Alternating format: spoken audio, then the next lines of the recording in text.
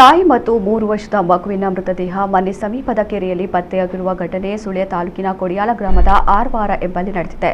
ಆರ್ವಾರ ನಿವಾಸಿ ಹರೀಶ್ ಎಂಬುವರ ಪತ್ನಿ 34 ವರ್ಷದ ಮಧುಶ್ರೀ ಮತ್ತು ಆಕೆಯ 3 ವರ್ಷದ ಮಗು ಧನ್ವಿ ಮೃತರು.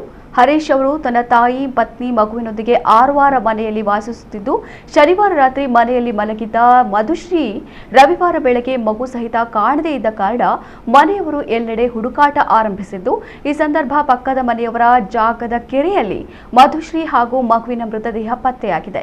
ಕೆರೆಯಲ್ಲಿ ಮೃತದೇಹ ಪತ್ತೆಯಾದಾಗ ಮಗು ತಾಯಿಯನ್ನ ಅಪ್ಪಿಕೊಂಡ ರೀತಿಯಲ್ಲೇ ಕಂಡು ಬಂದಿದ್ದು, ಮಧುಶ್ರೀ ಸಾಯಲು ನಿರ್ಧರಿಸಿ ತನ್ನ ಸೊಂಟಕ್ಕೆ ಮಗುವನ್ನ ಬಟ್ಟೆಯಿಂದ ಕಟ್ಟಿಕೊಂಡು ಕೆರೆಗೆ ಹಾರಿರಬಹುದು ಎಂಬ ಸಂಶಯ ವ್ಯಕ್ತವಾಗಿದೆ.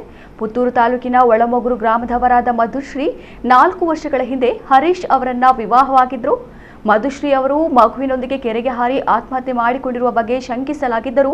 ಆಕೆಯ ತಾಯಿ ರತ್ನಾವತಿ ಅವರು ತನ್ನ ಮಗಳ ಮರಣದಲ್ಲಿ ಸಂಶಯವಿದೆ ಎಂದು ಬೆಳ್ಳಾರೆ ಪೊಲೀಸ್ ಠಾಣೆಯಲ್ಲಿ ದೂರು ದಾಖಲಿಸಿದ್ದಾರೆ.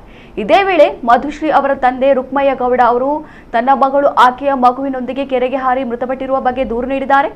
ಎರಡೂ ಪ್ರಕರಣಗಳನ್ನು ದಾಖಲಿಸಿಕೊಂಡು ಬೆಳ್ಳಾರೆ ಪೊಲೀಸರು ತನಿಖೆ ನಡೆಸುತ್ತಿದ್ದಾರೆ.